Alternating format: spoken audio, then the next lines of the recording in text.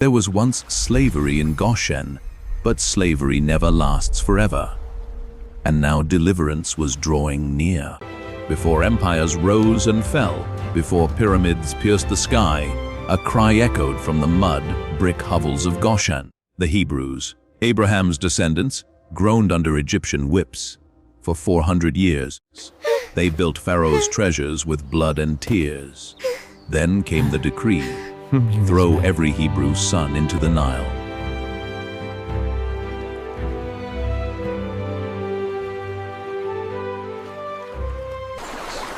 Pharaoh's daughter found the child. This is one of the Hebrews' infants. She said, yet compassion overcame cruelty. She named him Moses, drawn from water, unbeknownst to hers. This babe would one day draw Egypt's destiny from the sea of judgment.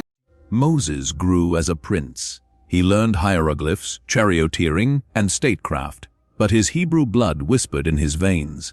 One day, he saw an Egyptian overseer beating a slave. Rage ignited. Moses struck, killed, and buried the truth in the sands. When Pharaoh learned of it, Moses fled into the wilderness, a murderer marked for death. For 40 years, he tended sheep in Midian's scorching canyons. The prince became a shepherd. The dreamer became a nomad.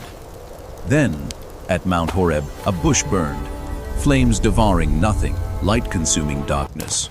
Moses approached, and a voice shook the earth. I am who I am. Remove your sandals. This is holy ground. I have seen my people's suffering. I will send you to Pharaoh. Let my people go. Moses protested. Who am I?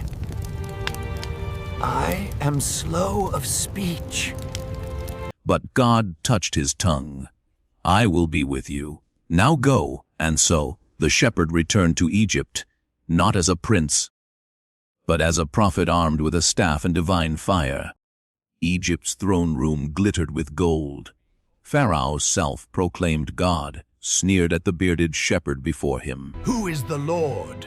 I do not know Yahweh, and I will not let Israel go. Moses raised his staff. It became a serpent. Pharaoh's magicians mimicked it, but Moses' serpent devoured theirs. Yet Pharaoh's heart hardened like sun-baked clay. Then came the judgments. What is happening Nile to the water turned to blood. Get them Fish away died. from me! Frogs invaded bedrooms. Gnats bit skin. Flies swarmed food. Livestock perished. Boils erupted on flesh. Hail shattered crops. Locusts devoured greenery. Darkness choked the land for 3 days. With each plague, Pharaoh promised freedom, then reneged. His pride became Egypt's tomb. Finally, God declared, at midnight, I will pass through Egypt. Every firstborn son will die, from Pharaoh's heir to the slave's child. But the Hebrews, they will be spared. Moses instructed Israel, slaughter a lamb, mark your doorposts with its blood. When the angel of death sees the blood, he will pass over you. That night terror seized Egypt. Wails rose from every house.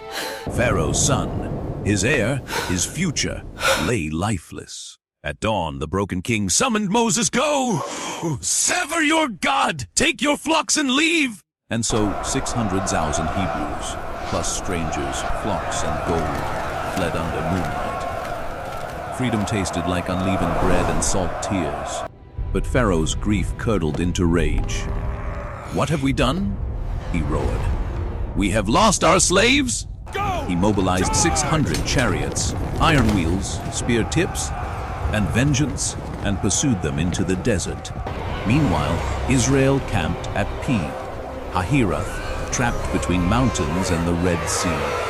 When they saw Pharaoh's army, they screamed. Was it because there were no graves in Egypt? That you brought us here to die? Moses stood. Do not be afraid, he thundered. Stand firm and see the deliverance of the Lord. The Egyptians you see today, you will never see again. Then God commanded, tell the people to march forward. And you, lift up your staff and stretch out your hand over the sea. All night, a mighty east wind blew. It split the sea. Waters rose, north and south, like crystalline walls held by invisible hands. Beneath, the seabed became dry land, strewn with shells and coral. Moses stretched out his hand. The wind ceased. Silence fell. Then a gasp from 600,000 throats. The people hesitated. Then one man, perhaps Nahshon, prince of Judah, stepped into the chasm. Water dripped from the walls like diamonds. The sea held its breath. More followed. Children skipped. Elders wept. Miriam, Moses' sister, beat her tambourine. By dawn, a river of humanity flowed between liquid mountains, with Pharaoh's chariots closing in. The Egyptians plunged into the corridor. "Flee!" they cried. "The sea fights for Israel!" But it was too late. At God's command, Moses stretched his hand over the waters once more. The walls collapsed. Thunder roared. Water crashed like judgment. Chariots shattered. Horses drowned. Pharaoh's army vanished into the foam. On the eastern shore, silence. Then a shout rose. Yahweh has triumphed. I will sing to the Elohim, for he is highly exalted. He has thrown...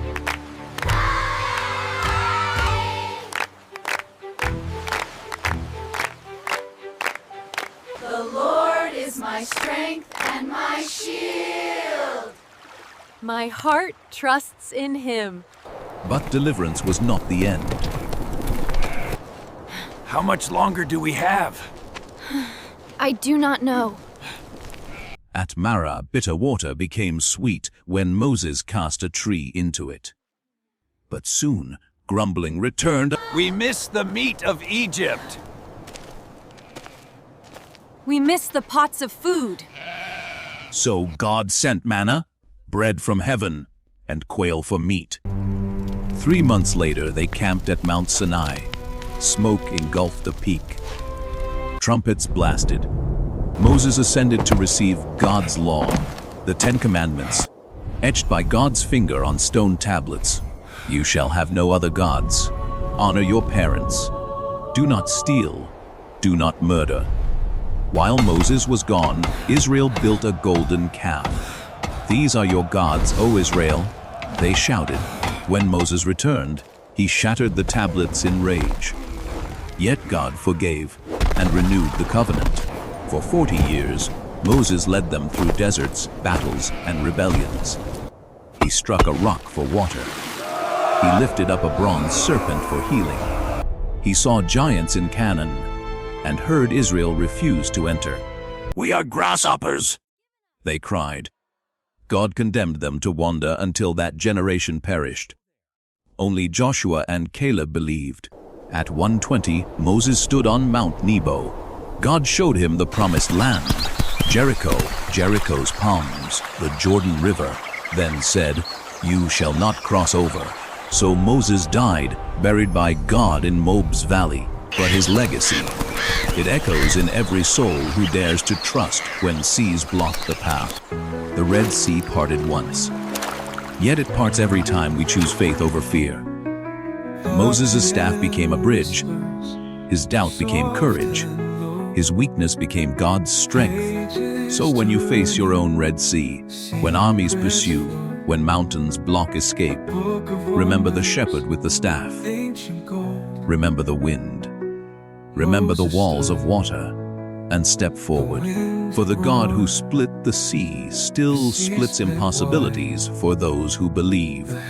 If you found this video helpful or interesting, don't forget to leave a like, comment, and share. Thanks for watching.